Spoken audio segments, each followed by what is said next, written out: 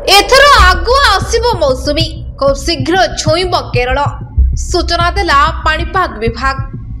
किंतु एथर विरल हेबो मौसुमी यह प्रथम थर बोली कुहा जाउछि, जाहाकु नै समस्ते आश्चर्य। हाँ आज्ञा, चलित वर्ष खूब शीघ्र छुई पारे मौसुमी एने पाणीपाग विभाग तरफरु अनुमान करा जाइछि।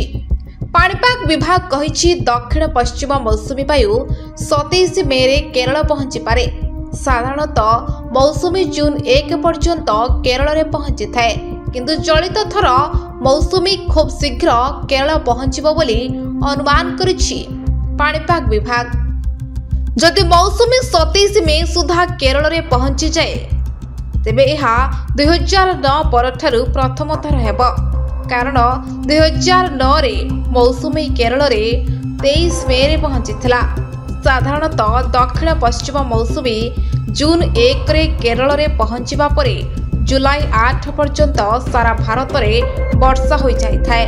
17 सेप्टेम्बर रे मौसुमी भारतर उत्तर पश्चिम अंचलरू हटि जाई थाए। अक्टोबर 15 पर्यंत संपूर्ण भावे भारतर उत्तर पश्चिम अंचलरू फेरी जाई थाए।